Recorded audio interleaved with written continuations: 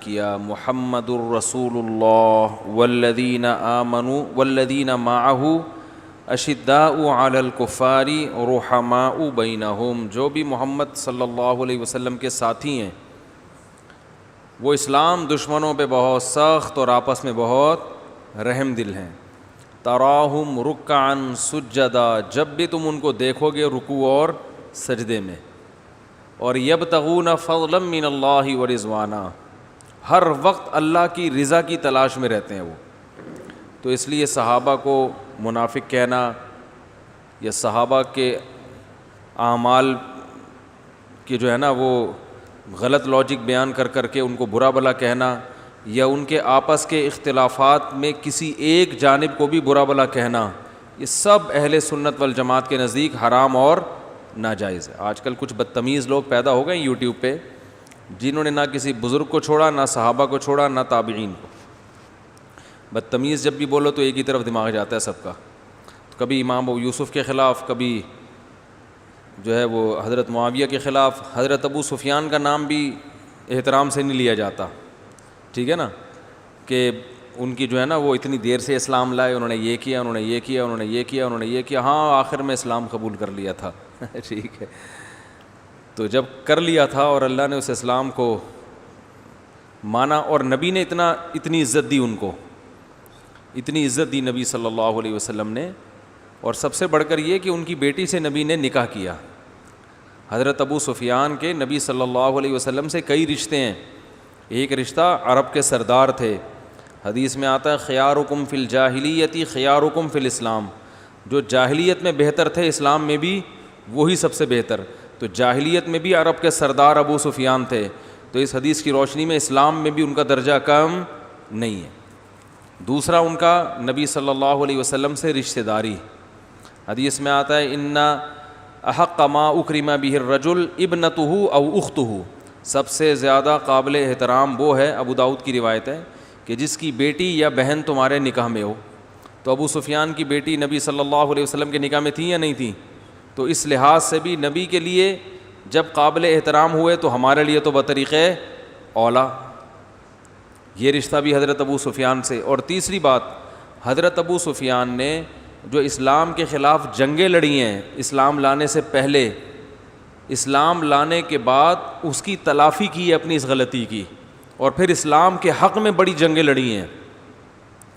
تاریخ کا ایک حصہ بیان کیا جاتا ہے بغض صحابہ میں، دوسرے حصے کو چھپا لیا جاتا ہے، ٹھیک ہے نا، یہ حصہ تو بیان کیا جائے گا، یہ کیا دیر سے ایمان لائے۔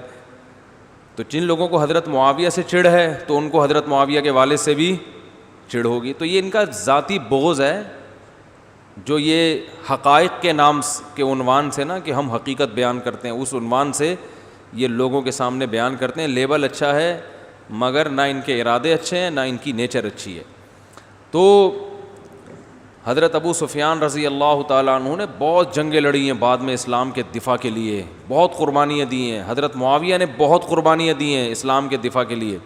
باقی صحابہ تھے، ان کا گھر کا مسئلہ تھا، آپس کا اختلاف تھا، تو اس میں ہمارا نظریہ ہے کہ حضرت علی برحق تھے، حضرت معاویہ سے اجتہادی غلطی ہوئی ہے۔ تو غلطی ہو سکتی ہے اجتہادی، یہ کسی سے بھی ہو سکتی ہے۔ تو حضرت یونس علیہ السلام سے نہیں اجتہادی غلطی ہوئی، اللہ کی اجازت کے بغیر چلے گئے، تو اللہ نے کیسی سزا دی ہے کہ مچھلی کے پیٹ میں پہنچا دیا ٹھیک ہے نا، سمندر کی تہہ میں، مچھلی کے پیٹ کی تہہ میں، اندھیرے ہی اندھیرے، پھر ایک دم احساس ہوا کہ مجھ سے کیا ہوئی ہے، غلطی۔ تو صحابہ سے بھی ایسے خطائیں ہوئی ہیں، تو درمیان میں بہت سے آج اچھے اچھے لوگ لڑوا دیتے ہیں آپس میں، جگری یاروں کو لڑا دیتے ہیں آپس میں۔ تو حضرت معاویہ رضی اللہ تعالیٰ عنہ پر حضرت ابو بکر نے بھی اعتماد کیا، حضرت عمر نے اعتماد کیا، حضرت عثمان نے اعتماد کیا، تینوں کیسے غلط ہو سکتے ہیں بھائی؟ تو غلط فہمیاں تھیں جو منافقوں نے آپس میں پھیلا دی تھی۔ اور قرآن مجید کے الفاظ دیکھو، وَنَزَعْنَا مَا فِي صُدُورِهِم مِّن غِلٍّ إِخْوَانًا عَلَىٰ سُرُرٍ مُتَقَابِلِينَ، فرمایا جب جنتی جنت میں جائیں گے تو ان کے دلوں میں جو بغض ہوگا ہم وہ نکال دیں گے۔ تو اس سے پتہ چلتا ہے کہ دو نفرت کرنے والے، دو بغض رکھنے والے بھی جنت میں، ارے بول لو نا، جا سکتے ہیں۔ تبھی تو اللہ کہہ رہے ہیں ان کے درمیان جو بغض ہوگا وہ جنت میں ہم کیا کر دیں گے، کھینچ کے، نزانا کھینچ کے نکال دیں گے۔ تو یہ کیوں اللہ کو معلوم ہے کہ دونوں جنتی ہو سکتے ہیں، مگر غلط فہمیوں کی وجہ سے بغض پیدا ہو سکتا ہے، ورنہ نیک لوگوں میں بغض کیوں پیدا ہوگا آپس میں؟ بھائی درمیان میں فسادی لوگ کیا کرتے ہیں؟ لڑوا دیتے ہیں. تو اس دور میں منافقین اور بڑا یہ خوارج جو تھے، ان کو آپ کو کم فتنہ سمجھتے ہو؟ یہ سارے قرآن کے لیبل لگا لگا کے غلط فہمیاں پھیلاتے تھے. حضرت عثمان کے قاتل یہ سب قرآن کے حوالے دیا کرتے تھے. تو اللہ تعالیٰ نے قرآن میں بتایا کہ ہم ان کے دلوں میں جو بغض تھا جنت میں جانے کے بعد نکال دیں گے. یہ تو جب ہے جب واقعی بغض ہو بھی، اور اگر بغض نہ ہو بلکہ وہ شریعت کی بیس پہ لڑ رہے ہوں. حضرت علی حضرت معاویہ کے خلاف اس لیے لڑ رہے تھے کہ یہ خلافت کو تسلیم نہیں کر رہے، اس بیس پہ ان کا رائٹ تھا کہ تلوار اٹھائیں. حضرت معاویہ اس بیس پہ لڑ رہے تھے کہ ہم نے آپ کو ابھی تک خلیفہ مانا ہے نہیں، لہذا ہم باغیوں کے زمرے میں نہیں آتے، پہلے حضرت عثمان کے قاتلوں کا قصاص ہوگا پھر ہم آپ کے ہاتھ پہ بیعت کریں گے. اس رائے میں وہ خطا پر تھے، ہم مانتے ہیں، لیکن یہ خطا اجتہادی خطا تھی. یہ کسی قرآن کی واضح آیت کی مخالفت یا واضح حدیث کی مخالفت نہیں تھی. ہو سکتا ہے انسان سے غلط فہمی ہو سکتی ہے. ابھی دیکھو نا، ابھی نہیں کتنی علماء کی رائے میں اختلاف ہوتا ہے، ایک ہی مسئلے میں ایک ہی مسلک کے علماء دو بالکل اپوزٹ رائے لے کے چل رہے ہوتے ہیں، تو اس میں بھی ہو سکتا ہے. اور تیسرا ایک فریق وہ تھا جو حضرت عبداللہ بن عمر کے ساتھ تھا، وہ نہ اس طرف نہ اس طرف، وہ کسی کے ساتھ بھی نہیں تھا. حضرت عبداللہ بن عمر جو تھے ان لڑائیوں میں بالکل ہی الگ تھلگ رہے ہیں. انہوں نے کہا نہ میں ادھر ہوں نہ میں ادھر. اب آپ بتاؤ، حضرت علی تو برحق تھے نا، لیکن پھر حضرت عبداللہ بن عمر کو بھی غلط کہا جائے گا کیونکہ انہوں نے بھی حضرت علی کا ساتھ لڑائی کے موقع پہ نہیں، لڑنے نہیں گئے. وہ انہوں نے کہا مسلمان ہیں، میں کیسے تلوار اٹھاؤں گا. حضرت علی ایک صحابی کے پاس گئے، انہوں نے کہا بھائی لڑائی کرنی ہے، تو وہ صحابی لکڑی کی تلوار لے کے آ گئے، لکڑی کی. انہوں نے کہا مجھے نبی صلی اللہ علیہ وسلم نے بتایا تھا کہ فتنوں کا دور آئے گا، مسلمانوں کی تلواریں چلیں گی آپس میں، تو اس وقت اپنی تلوار لکڑی کی بنا لینا، یعنی مطلب یہ کہ لڑنے کے قابل رہے نہیں. تو حضرت علی نے اس کو زبردستی نہیں گھسیٹا کہ چلو، کہا کہ ٹھیک ہے بھائی، چھوڑ دیا اس کو اپنے حال پر کہ تمہاری رائے یہ ہے تو ٹھیک ہے. حضرت علی کے پاس قرآن تھا کہ اگر مسلمانوں کی ایک جماعت بغاوت کرتی ہے تو پہلے صلح کی کوشش کرو، نہیں ہوتی فقاتلوا التی تبغی، تو جو بغاوت کرے اس کے خلاف لڑو. حضرت معاویہ کی رائے یہ تھی کہ ہم باغی ہیں ہی نہیں، کیونکہ بغاوت کی ڈیفینیشن ان کے خیال میں یہ تھی کہ خلیفہ مان لو پھر اس کے بعد ہے، ہم نے مانا ہی نہیں ہے تو ہم پر بغاوت کی تعریف صادق نہیں آتی. تو ہم پھر بھی کہتے ہیں کہ اس مسئلے میں حضرت معاویہ سے غلطی ہوئی ہے، لیکن یہ غلطی اجتہادی ہے. تو جن کا یہ نظریہ ہے وہ الحمدللہ ان کی زبانیں گستاخیوں سے، بے ادبیوں سے محفوظ ہیں، اور اللہ ان کا سب صحابہ کے ساتھ قیامت کے دن حشر کرے گا انشاءاللہ. اور جنہوں نے ایک طرف غلو کیا، حضرت علی کی شان میں غلو کر کے حضرت معاویہ کو معاذ اللہ برا بلا کہنا شروع کر دیا، یا حضرت معاویہ کی جانب ہو کے حضرت علی کو برا بلا کہنا شروع کر دیا، جن کو ناصبی کہا جاتا ہے، یہ دونوں ہلاک ہو گئے. تو یاد رکھو یہ صحابہ کی بھی آزمائش تھی اور ہماری بھی آزمائش. صحابہ کی آزمائش یہ تھی کہ کون کس کو برحق سمجھتا ہے اور کون کس کام کو اس موقع پہ برحق سمجھتا ہے. جیسے کہ زبیر ابن عوام نے تقریر کی جنگ جمل میں کہ اے لوگو، ہمیں معلوم ہے کہ تمہارے ساتھ نبی کی زوجہ حضرت عائشہ ہیں، وہ ہمارے اگینسٹ ہیں، ہمیں معلوم ہے. اور یہ بھی فرمایا کہ ہمیں یہ بھی معلوم ہے کہ وہ جیسے دنیا میں نبی کی زوجہ تھیں جنت میں بھی ہوں گی،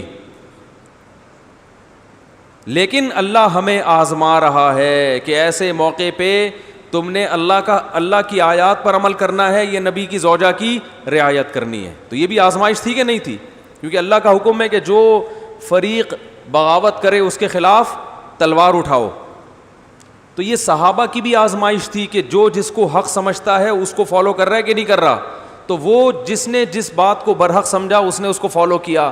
آج ہماری بھی آزمائش ہے کہ ہمارے لیے یہ تینوں فریق، ادھر والے جو لڑ رہے تھے، ادھر والے جو ان سے لڑ رہے تھے، اور ادھر والے جو کسی سے بھی نہیں لڑ رہے تھے، ہمارے لیے یہ تینوں قابل احترام ہے. تو ہماری آزمائش یہ ہے کہ وہ لڑائی تو ختم ہو گئی، ہماری آزمائش یہ کہ ہم کس کے خلاف زبان درازی کرتے ہیں؟